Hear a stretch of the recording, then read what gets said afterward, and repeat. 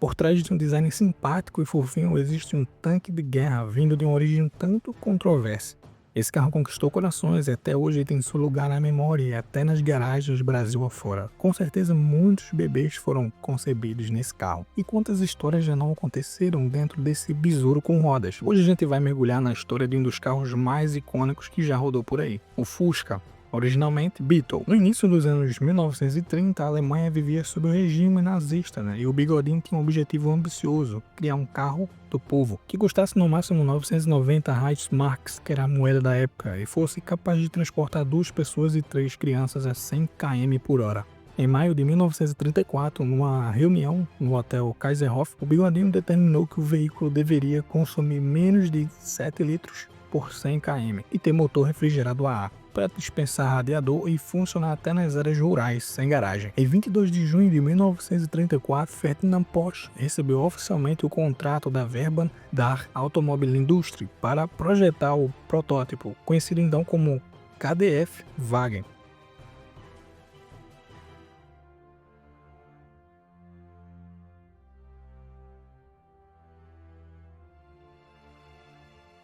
Parte do programa de lazer da Deutsche, que permitia aos trabalhadores poupar 5 Reichsmarks por semana para comprar seu carro. As obras da fábrica em Fallersleben, atual Wolfsburg, só começaram em 1938, sob a supervisão do advogado Anton Pitsch e do diretor da DAF, Robert Ley. Antes mesmo de ser concluído, o processo passou a utilizar trabalho forçado de prisioneiros de guerra, civis do leste e detentos do campo de concentração, chegando a empregar cerca de 20 mil pessoas nessas condições entre 1940 e 1945. Com o início da Segunda Guerra Mundial, a produção civil foi suspensa em favor dos modelos militares baseados na mesma plataforma, Kübelwagen e o Schwimmwagen. Nós vamos falar daqui a pouco sobre eles. Em vez de entregarem KdF Wagens aos poupadores civis, os holofotes passaram ao esforço de guerra. Só ao final do conflito, em maio de 45, é que 210 unidades do KdF Wagen haviam saído da linha de montagem. A fábrica, parcialmente destruída pelos bombardeios aliados, mas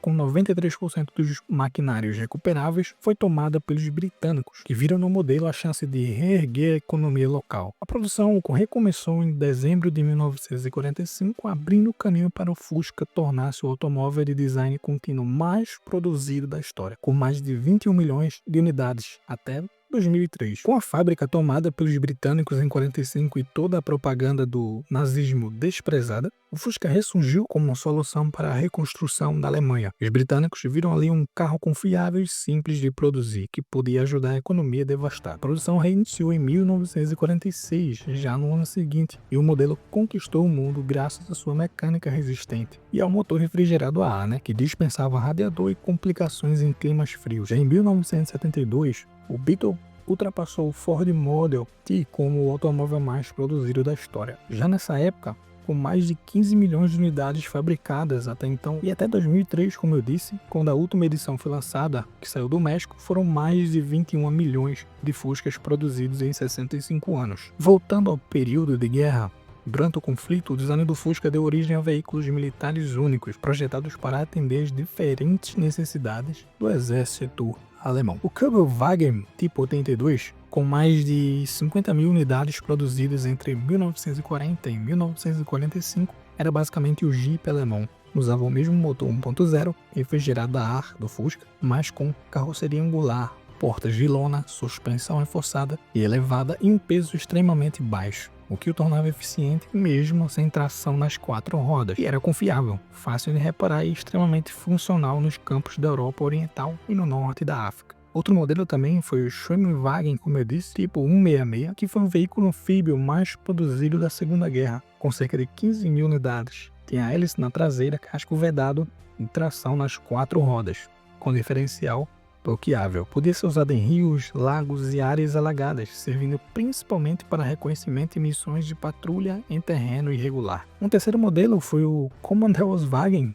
que era uma versão mais chique e discreta, pensada para oficiais de alta patente, né? Muitos tinham capota conversível e acabamentos melhores, com conforto superior aos demais veículos de guerra, embora mantivesse a base do Fusca. Sua proposta era mais estratégica do que operacional. Era usado em áreas de retaguarda ou inspeções de campo mesmo. Já em 1959, o Fusca desembarcou no Brasil e rapidamente se tornou símbolo de mobilidade para a classe média. A produção nacional, iniciada em 1953 pela Willys Overland, depois pela Volkswagen do Brasil, em São Bernardo do Campo, trouxe adaptações. Motor 1.2, suspensão reforçada para nossas ruas e, claro, o painel de plástico. E o Fusca fez muito sucesso por aqui justamente pelo seu preço acessível, né? E pela manutenção simples. Cada lugar que você ia, você achava peça, mecânica fácil ali de entender, e era muito versátil, né? E é muito versátil. Foi usado como um táxi, enfim, utilitário em fazendas. Eu acho que toda família já teve uma história com Fusca. Por exemplo, o meu avô tinha um Fusca, na época eu nem era nascido, ele era bem novo. E ele tem muitas histórias, tinha na verdade, né? Que Deus o tenha. Foram várias histórias com a família, vezes que foram pra praia com 10 pessoas num carro, sabe?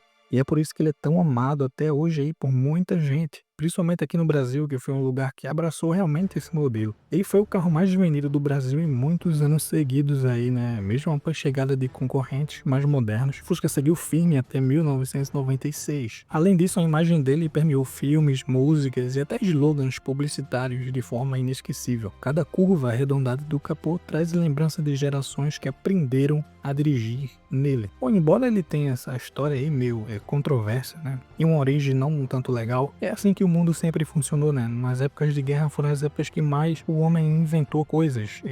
Claro, com o intuito de fazer o mal, mas também, por outro lado, há uma reação natural das empresas que viram a oportunidade e lucraram em cima disso, como empresas de automóveis, né, como a gente tá falando, empresas de armas, além do fato de pessoas que eram geniais na época e que viram a oportunidade de aplicar seu conhecimento ali nas tecnologias. Então, a história se fez assim, a história sempre se fez assim. O homem sempre inclinado ao mal, e até hoje a gente vê isso, né, na história. Então, do projeto, do bigodinho ao símbolo de liberdade pós-guerra, né, carro do povo, o Fusca é sem dúvida um dos veículos que mais marcou a história da humanidade. Se hoje nós lembramos dele com saudade, é porque ele sempre vai representar muito mais do que metal e parafusos. Não é apenas um objeto, né, é um pedacinho da nossa própria história. Então, se caso você passou alguma coisa com sua família, tem histórias para contar em relação a esse veículo, ouviu algumas histórias acontecendo, comenta aqui embaixo. Eu vou ficar muito feliz de ler seu comentário. E é isso, não importa a origem,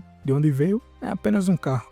Um carro que fez sua história realmente onde passou. Espero que você tenha gostado realmente de saber dessa história. Caso você não sabia, deixa o teu like aí no vídeo, se inscreve caso você não esteja inscrito ainda. E aqui na descrição você encontra links úteis, né, de diversas coisas, tanto para seu carro quanto para conhecimento, enfim. Basta dar uma olhada aí que você vai ver. Até o próximo vídeo.